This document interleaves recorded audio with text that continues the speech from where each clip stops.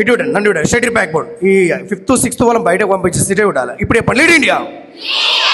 ఒక నిజంగా జరిగిన సంఘటన. నేను పొద్దున ఒక మెసేజ్ చూసిన, అది చెప్పి నేను సార్కి ఇచ్చేస్తా. మంచి కూర్చోండి. Back board study all of you వినండి. మనం ఏమనుకుంటామంటే, కేజీవివి స్కూల్లో నేను చదువుతున్నా, నేను చాలా పేదరాల్ని, మా అమ్మ నాన్న చాలా డబ్బులు లేవు, మా అమ్మ నాన్న లేని స్థాయి ఉన్నటువంటి పర్సన్ మనం అనుకుంటాం ఈ క్యాంపస్కి వచ్చినప్పుడు. సేమ్ ఇలాంటి స్టోరీ ఒకటి జరిగింది, వినండి. 1999లో నాగార్జున సాగర్లో ఒక అబ్బాయికి సీట్ వచ్చింది.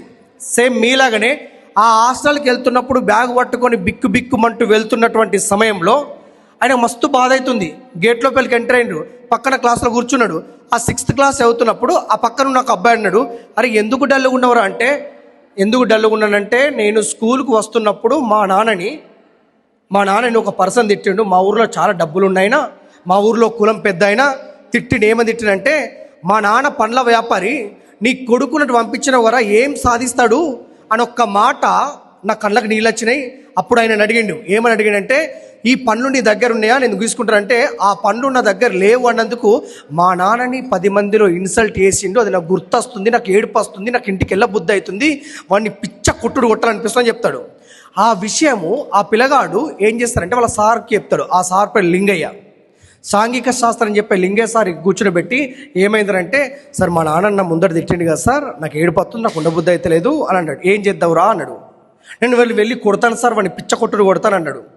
అరే నువ్వు ఒక్కసారి కొడితే వాడు పెద్దోడు కాబట్టి నీ మీద కేసు పెడితే నువ్వు జీవితంలో సక్సెస్ కావురా, కానీ ఎట్లా కొట్టాలంటే, చదువున ఒక ఆయుధం ఉంటుందిరా బిడ్డ, నువ్వు చదివి చదివి చదివి నీ కొట్టుడు ఎట్లుండాలంటే, నేను గాడు అని పిలిచిన వారు నేను గారు అని పిలవాలి అని బలంగా ఆ మాట విత్తనమై, ఆ విత్తనం మొలకెత్తి, ఆ మొలకెత్తిన విత్తనం వృక్షమై 1 కాదు 2 కాదు తినలేకుండా ఉండలేకుండా, ఏ అన్నం ఉన్నా కడుపులో దాచుకొని 6 నిమిషాలు కంటి మీద కొనుక్కు లేకుండా లింగయ్య సార్ చెప్పిన మాటలు విని వాళ్ళ నాన్నకు జరిగిన అవమానాన్ని గట్టిగా మింగి బలంగా కొట్టిండు. ఎట్లా కొట్టిండంటే, అప్పటి వరకు గవర్నమెంట్ క్యాంపస్లో చదువుకున్న పిల్లగానికి ఎంబీబీఎస్ సీట్ రాకలేని దాఖల నుంచి సీట్ వచ్చే స్థాయికి ఎదిగిండు.